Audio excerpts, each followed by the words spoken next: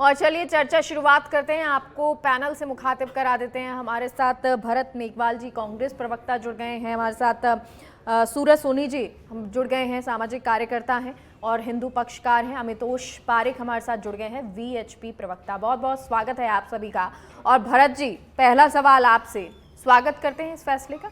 निश्चित तौर पर मेघा जी, देखिए माननीय कोर्ट ने जो आदेश दिया है उस आदेश का बिल्कुल पालना की जानी चाहिए और हम स्वागत करते हैं इस चीज़ का, क्योंकि जिस तरीके से कोर्ट के वर्डिक्ट में चीज़ें सामने आई है कि एएसआई का जो सर्वे किया गया उस सर्वे में जो चीज़ें मिली, उसके अलावा उनका सजरा 500 साल पहले से उनका जो एक पूरा परंपरागत तरीके से वंशानुगत तरीके से जो चीज़ें वहाँ पूजा अर्चना करते हुए आए थे वो सब चीज़ें मिली। उन तथ्यों के आधार पर कोर्ट ने वहाँ पे जो वहाँ के जिला मजिस्ट्रेट है, डीएम है, उनको रिसीवर नियुक्त किया है और रिसीवर नियुक्त करने के बाद उन्होंने वहाँ पे आदेश दिया है कि 7 दिन के अंदर जो ट्रस्ट है वो ट्रस्ट किसी पुजारी की व्यवस्था करे और व्यवस्था करने के बाद वहाँ से फिर से पूजा अर्चना शुरू की जाए। और देखिए जो हिंदू धर्म के लोग हैं बिल्कुल खुश हैं और हम भी इस चीज़ का स्वागत करते हैं। अब बीजेपी तो कह भी रही है कि राम अयोध्या हो गया है और राम की कृपा अभी और भी बाकी है। देखिए बीजेपी जिस हिसाब से कहती है, मुझे नहीं लगता कि उनकी कथनी और करनी में बहुत फर्क होता है। अगर उनको इस तरह से चीज़ें करनी चाहिए थी तो 1993 के बाद 30 साल लगने नहीं चाहिए थे, क्योंकि ये राज्य सरकार का एक आदेश था और राज्य सरकार का जो आदेश था उसे योगी सरकार जो खुद मटके योगी रहे हैं और वो जिस तरीके से भगवा धारण करते हैं, जिस तरीके से बातें करते हैं, मुझे लगता है कि सबसे पहले उनको इस पे कार्रवाई करनी चाहिए थी, उसको विड्रॉ करने के लिए। चाहिए था सर। देखिए वो कोर्ट का विषय है, वो कोर्ट का विषय है। 1993 का आपने जिक्र किया, उससे पहले की बात कर रही हूँ, क्योंकि उससे पहले तो आपकी सरकार थी यूपी में। उससे पहले थी वहां पर 1993 में जब वहां पर पूजा होती थी, मुलायम सिंह जी का, बिल्कुल मुलायम सिंह जी का सरकार थी, उन्होंने लॉ एंड ऑर्डर के आधार पर कि वहां पे किसी तरह का कोई दंगा हो सकता है उसके आधार पर उन्होंने आदेश निकाला और वहां पे पूजा अर्चना को बंद किया। उसके बाद जब ये कोर्ट के अंदर गए हैं, अब जो व्यास परिवार था ये इनका व्यक्तिगत वहां पे ये पूजा करते थे। उसके बाद सोमनाथ जी की जब मृत्यु हुई उसके बाद उनका जो परिवार है वो परिवार कोर्ट में गया। कोर्ट ने तथ्यों के आधार पर जो वहाँ पे सर्वे रिपोर्ट सार्वजनिक हुई और उन जो भी चीजें थी उनके आधार पर वापस से उनको परमिशन दिया। पूछ रही थी सर कि कभी ये कोशिश कांग्रेस की तरफ से नहीं की गई ना कि भाई मंदिर कौन सा है, मस्जिद कौन सा है, इन पर कुछ कार्य किया जाए? कांग्रेस ने जो कोशिशें की, कांग्रेस ने इस देश को बनाने की कोशिशें की, कांग्रेस ने इस देश के अंदर लोकतंत्र को मजबूत करने की कोशिश की, कांग्रेस ने शिक्षा, स्वास्थ्य और न जाने कितनी ऐसी चीजें थी उनको करने की कोशिश की। और देखिए जब एक राज्य सरकार उसमें राज्य नहीं, क्योंकि देखिए हम बात करते हैं सहिष्णुता की, हम बात करते हैं धर्मनिरपेक्षता की, और इस तरह का जो व्यास फैमिली थी, व्यास फैमिली का ये व्यक्तिगत मैटर था। व्यास फैमिली इससे पूर्व कभी कोर्ट में गई नहीं या कभी राज्य सरकार के पास गई नहीं। मुझे तो बड़ा आश्चर्य होता है कि जब भारतीय जनता पार्टी, इसमें कुछ नहीं है, ये व्यक्तिगत है, व्यास फैमिली यहाँ पे काम करती थी और व्यास फैमिली की संपत्ति के बारे में यहाँ बात की गई है जहाँ रिसीवर नियुक्त हुआ है। व्यास फैमिली जब कोर्ट में गई तो कोर्ट ने जो तथ्य थे उन तथ्यों के आधार पर उनको निर्णय दिया है, उसका स्वागत भी हम कर रहे हैं। फैमिली तक सीमित है, ये बात फैमिली तक सीमित नहीं है। देखिए बात है कि जो पूजा अर्चना होती है वो बिल्कुल हिंदू धर्म से जुड़ी हुई चीज है, लेकिन आप कह रहे हैं इससे पहले क्यों नहीं हुआ? इससे पहले इसलिए नहीं हुआ क्योंकि इसके लिए कभी इनिशिएट नहीं किया गया, इससे पहले कभी वो कोर्ट में नहीं गए। लेकिन मैं फिर मेघा जी यही बात कहूंगा कि जहां पे पिछले 9 साल से योगी सरकार है, केंद्र के अंदर मोदी सरकार है, एक ऑर्डर को विड्रॉ करना था या कोर्ट में जाने का जो भी प्रोसेस होना चाहिए था वो करना चाहिए था, क्योंकि राज्य इसमें कोई ऑर्डर नहीं आया था। क्योंकि राज्य के अंदर जो लॉ एंड ऑर्डर मेंटेन करने का जिम्मा होता है वो राज्य सरकारों के अधीन होता है। पुलिस जो होती है राज्य सरकार के अधीन होती है। मुलायम सिंह जी की सरकार थी, सपा की सरकार थी, उसके बाद भारतीय जनता पार्टी की सरकार रही है और कंटिन्यू रही है। ये जो निर्देश दिया है उसके आधार पर भी बता दूं, जिसमें उसमें लिखा है कोर्ट ने कि राज्य सरकार और जिला प्रशासन ने बगैर विधिक अधिकार के पूजा पर रोक लगा दी, यानी कि ताला लगा दिया था। जो गेट था, हाँ। बिल्कुल जो गेट था उस पे ताला लगा दिया गया था।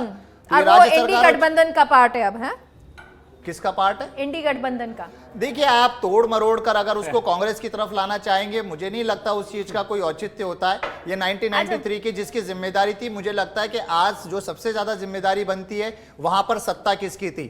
कांग्रेस की अगर सत्ता होती और कांग्रेस से सवाल पूछा जाता, निश्चित तौर पर हम उस चीज का जवाब देते, लेकिन राज्य में सरकारें रही भारतीय सपा की और उसके बाद रही भारतीय जनता पार्टी की। बड़े आश्चर्य की बात है कि 9 साल भारतीय जनता पार्टी की सरकार रहते हुए जो इन मुद्दों पर बेवजह बेबुनियादी बातें करती है वो आज शांत है। और हमें तो बड़ा आश्चर्य है कि आज वो इस तरह का जवाब देने के लिए भी यहाँ प्रस्तुत नहीं है जो भगवान श्री राम के नाम पर, सैनिकों के नाम पर और अन्य लोगों के नाम पर वोट बटोरती है। ठीक है, बीजेपी फिलहाल मौजूद नहीं है, प्रवक्ता मौजूद नहीं है, लेकिन अमितोष उसका जवाब अगर आप दे सकें तो। मैं बिल्कुल देता हूँ। देखिए, दो बात इन्होंने कही। सबसे पहली तो इनकी आस्था दिखाता है जब इनने कह दिया कि व्यास परिवार का निजी मामला है, तो मतलब ये कहते हैं कि हिंदू धार्मिक आस्था और उज्जैन, और उसके बाद जब हम महाकालेश्वर के बाद जब हम बनारस की बात करते हैं तो ये हिंदू धार्मिक का तो नहीं है बल्कि एक निजी है।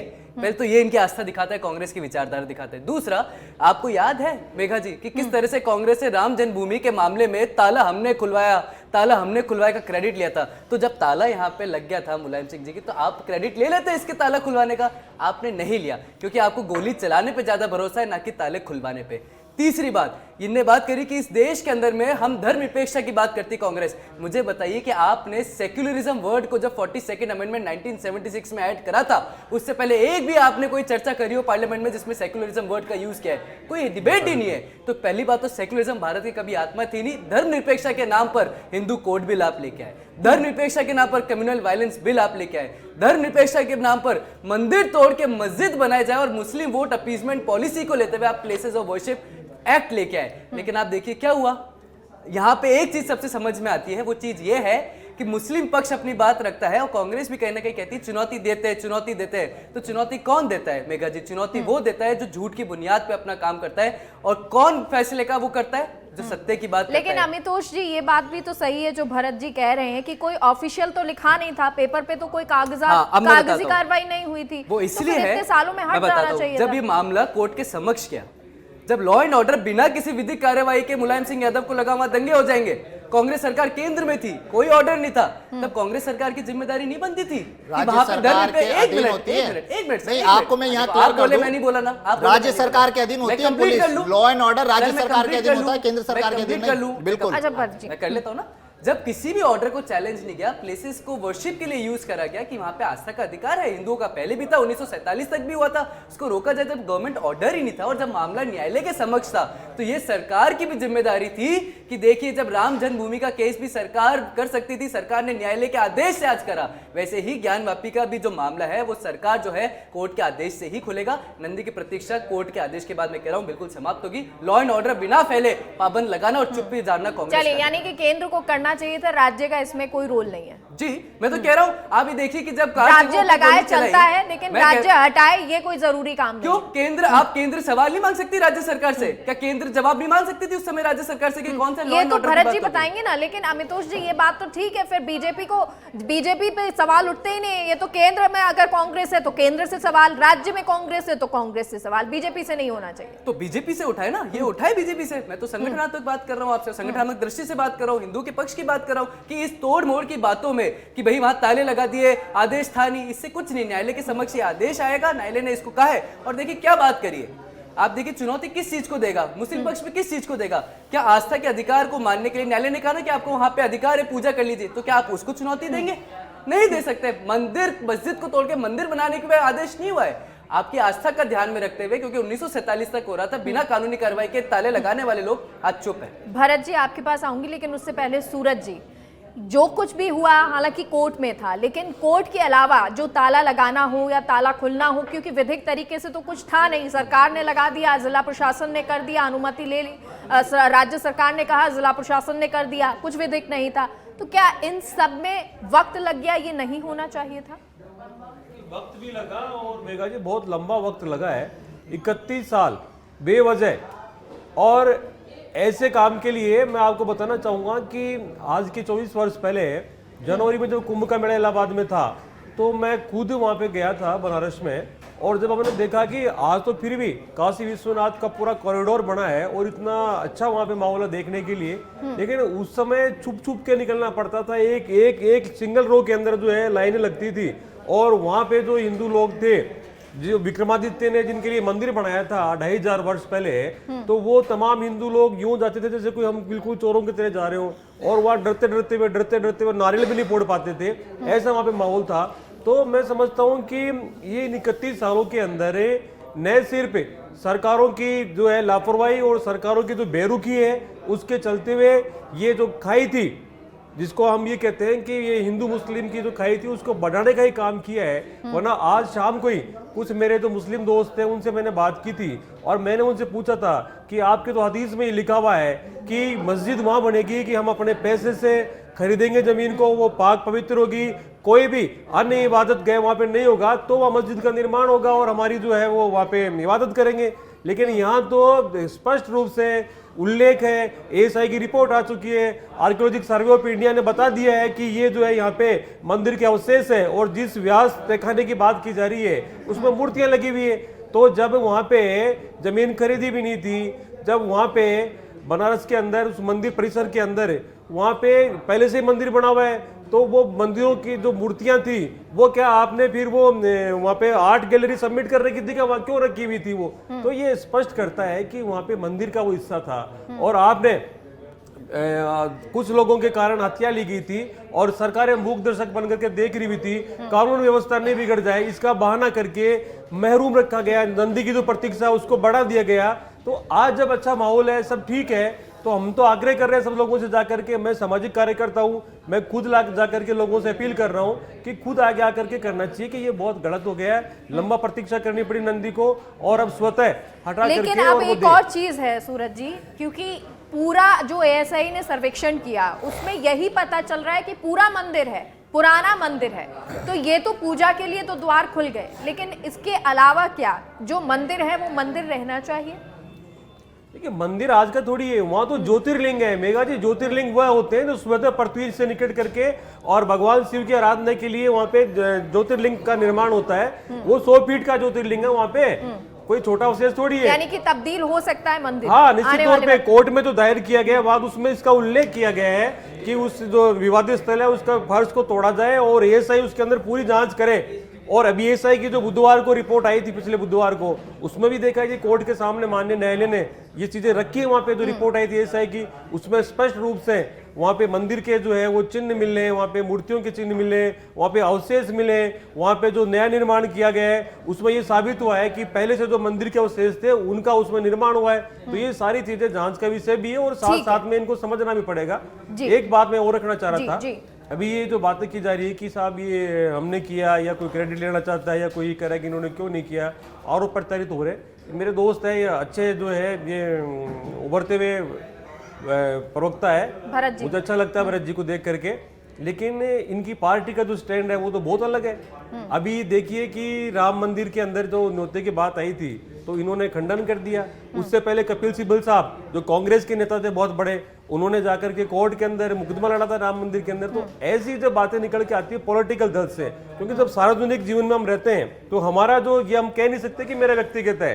मेघा जी मैं वाइल्ड लाइफ एनिमल प्रोटेक्शन के लिए काम करता हूँ, तो मेरी टीम के समस्त लोगों को मैं आगाह करता हूं कि कोई भी कभी जिंदगी के अंदर लेदर का यूज नहीं करेगा। तो आपका जो सार्वजनिक जीवन है जो आप काम कर रहे हैं और आप कोर्ट में जाकर के पक्ष रख रहे हैं मंदिर के खिलाफ। ठीक है, अमितोष जी की बात का जवाब दे दीजिए और सूरज जी की बात का दे दीजिए, फिर मैं सवाल करूं। बिल्कुल मेघा जी, देखिए सबसे पहली बात आपने कहा कि राज्य सरकार ने, मुलायम सिंह जी की सरकार थी तब ऑर्डर निकाला, केंद्र सरकार ने क्यों नहीं इंटरवेंट किया। देखिए जो गृह विभाग होता है, पुलिस होती है और जो आदेश निकाले जाते हैं वो राज्य के अधीन होते हैं। संविधान के अंदर ये राज्य सरकार में पावर दे रखी है। केंद्र में निश्चित हमारी सरकार थी, लेकिन 1993 के बाद 2 बार भारतीय जनता पार्टी की सरकार बनी, उन्होंने कभी इस चीज को विड्रॉ नहीं किया। जैसे मैंने आपको पूर्व में भी कहा, बात आती है कि सेक्युलरिज्म की, इंडिया और यूएस ये दो एक ऐसे देश है जहां पे सॉफ्ट सेक्युलरिज्म की बात होती है। आर्टिकल 25 सबसेक्शन 1 के अंदर ये बात आती है कि आप अपने धर्म को प्रचार प्रसार और आचरण करने की स्वतंत्रता मिलती है। और 21वां विधि आयोग है वो भी इस बात को कहता है, और हर राज्य सरकार की और देश की ये जिम्मेदारी बनती है कि वो हर किसी के धर्म को, चाहे वो कोई सा भी हो, क्योंकि हम यूनिटी इन डाइवर्सिटी की बात करती है इंडिया। अब आपने बात कही कि कांग्रेस की, आपने कांग्रेस की बात की, आपने कहा व्यास फैमिली का मैटर है। निश्चित तौर पे आप जब बात कर देखेंगे, जब आप कोर्ट का वर्डिक्ट देखेंगे तो उस वर्डिक्ट के अंदर व्यास फैमिली मामला हो सकता है, लेकिन आस्था पूरे धर्म की जुड़ी होती है। आस्था हर किसी की है। आस्था अगर एक गली में बना, बिल्कुल है, क्यों नहीं है कांग्रेस की आस्था? क्यों बार बार ये क्वेश्चन मार्क लगाया जाता है? एक मुझे एक्स पोस्ट बता दीजिए जिसमें आपके नेता ने कहा हो ये जो हुआ बहुत अच्छा हुआ। अच्छा, मुझे आप ये बता दीजिए, क्या मुझे मेरे धर्म में आस्था बताने के लिए उसका प्रचार प्रसार करना जरूरी है? लेकिन कोई बड़ा क्यों? फैसला है आर्टिकल तो 25 है ना? जरूरी है क्या मुझे मेरे धर्म का? 25 अगर मैं सुबह मंदिर में अगरबत्ती करता हूँ, अगर मैं सुबह मंदिर में अगरबत्ती करता हूँ, तो क्या उसको रील बनाकर पोस्ट करूँ? क्या फोटो खींचकर पोस्ट करूँ? क्या मेरी आस्था मेरे साथ है? मेरी आस्था मेरे आपकी साथ आस्था है, तो तो आप सबको क्वेश्चन पता मार्क है। नहीं लगा सकते किसी की अरे आस्था को। 1959, 1968 और 2005 फिर में अगर आस्था, एक सेकंड अमितोष जी, मैं दूसरे अमितोष जी, अच्छा। अगर आपकी आपकी आस्था धार्मिक आपके साथ है तो काशी विश्वनाथ क्यों जाना पड़ता है, यूपी क्यों जाना पड़ता है, जनेऊधारी क्यों बताना पड़ता है आपको, क्यों बताना पड़ता है आज भरत जरूरी जी? जरूरी नहीं है कि मैं मेरी आस्था दिखाने के लिए सोशल मीडिया पर ट्वीट चुनाव करूं या आ रहे हैं, इंस्टाग्राम क्या? आपकी पर बात कर डालूं रहे हो। या वो चुनाव, करूं। यूपी में चुनाव थे तभी करना होता है क्या सर?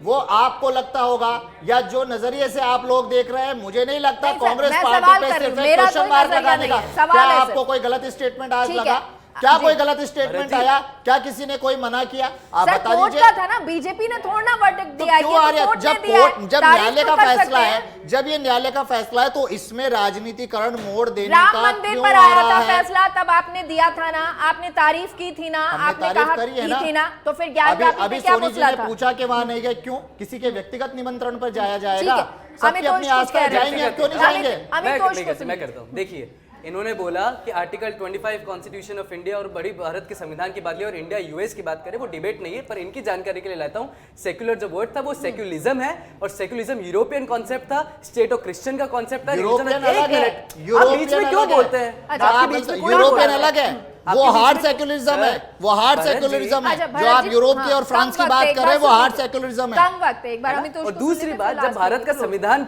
बन गया था, आर्टिकल 25 आ चुका था, तो फिर सेक्युलर वर्ड को डालने की आवश्यकता क्या पड़ रही थी जब दोनों एक ही है? वो सारी बात अलग है। लेकिन आप देखिए कि किस तरह से आस्था की बात करते हैं, रिलीजन डिफाइन करने की बात आती है, आस्था की बात डिफाइन करने की बात आती है, तभी नोते टुकरा देते हैं। 1959, 1968 और 2005 में, एक मिनट सर, आप बीच में मत बोला करें, मैं अप्रिशिएट नहीं करता, मैं एंटरटेन नहीं करता आपकी डिबेट। 140 करोड़ जनता नहीं गई है राम मंदिर देखने के लिए। आप बीच में मत बोले, ये आपकी इमेच्योरिटी दिखाती है। आस्था नहीं है क्या? मुझे आप इस चीज का जवाब दीजिए। इस देश की 140 करोड़ जनता नहीं गई, आपके बीच में कोई नहीं अगर बोलता, 140 complete करोड़ करने जनता नहीं गई तो क्या उनमें आस्था नहीं है? चीखते वो वो हैं, 140 कमजोर करोड़ होते जनता हैं। वहां नहीं गई, क्या उनमें आस्था नहीं है? 1959, 2005 में कौन बाबर की मजार को दर्शन दे रहा था? क्या उनके आस्था कौन जा रहा था नहीं है बाबर क्या? की मजार पे? आप हम गए जा थे रहे क्या? थे? आप गए थे उस दिन? आप आप गए गए थे थे क्या? क्या? पूनम चंद आप भंडारी गए जी थे हमारे क्या? साथ वरिष्ठ अधिवक्ता आप जुड़ गए गए थे क्या उस दिन? ये ठीक है, बताइए आप खुद। सर मेरे पास बहुत कम टाइम है। वरिष्ठ अधिवक्ता हमारे साथ जुड़ गए पूनम चंद भंडारी जी। पूनम जी, ये जो पूरा फैसला आया, अब जो दूसरा पक्ष है उसके द्वारा क्या कुछ आगे किया जा सकता है? क्योंकि ये फैसला तो दे दिया गया है और जो वकील हैं दूसरे पक्ष के वो कह रहे हैं न्याय संगत नहीं आया है। देखिए, they can prefer the appeal against that, but they can file writ petition against that order, क्योंकि इंटरलोक्यूटरी ऑर्डर है भी है, तो उसके खिलाफ में रिट ऑफ सर्टिफिकेट भी हो सकती है, और अगर अपील का पड़ी अपील भी हो सकती है। इसके अंदर दोनों हो सकते हैं इसमें। लेकिन प्रश्न ये है कि पूजा का राइट जो है ना, देखिए दो बातें हैं। कोई सी भी प्रॉपर्टी हो, पहले तो अपने को इस बात का पता नहीं था कि प्रॉपर्टी हिंदुओं की है कि नहीं है, क्या ना, अदरवाइज तो क्या टाइम बाढ़ हो जाता है। एकदम जैसे मालूम पड़ा, उसके बाद में अगर मुकदमा कर दिया, क्योंकि कॉज ऑफ एक्शन जब पैदा हुआ, जब ये खुदाई में ये पता पड़ गया कि हाँ ये है, इसलिए ऑर्डर इज परफेक्ट। ये ऑर्डर आगे तक भी अपहोल्ड रहेगा। ये ऑर्डर जी, चलिए ये सर। ऑर्डर जी जी, कोई इसमें कोई इलीगलिटी नहीं है, कोई इरेगुलरिटी नहीं है। जी चलिए सर, माफ़ी चाहेंगे, वक्त थोड़ा कम है और आप थोड़ा सा लेट जुड़े हैं, लेकिन बहुत बहुत शुक्रिया आप सभी का इस डिबेट का हिस्सा बनने के लिए। ज्ञानवापी पर फैसला खुशी सबको दे रहा है, लेकिन क्या ये खुशी और ज़्यादा जताने की कोशिश की जाएगी और क्या दूसरे पक्ष की तरफ से अब इस पर आगे कुछ होगा? लेकिन फिलहाल ये कह सकते हैं कि जिसका इंतज़ार था वो इंतज़ार खत्म हुआ है, क्योंकि ज्ञानवापी पर पूजा करने के लिए 30-31 साल का इंतज़ार किया गया और वो इंतज़ार अब जाकर खत्म हुआ है। तो एक बड़ा फैसला जिसका सम्मान पूरा देश कर रहा है। फिलहाल के लिए कार्यक्रम में इतना ही। आप देखते रहिए सच पे धड़क। नमस्कार।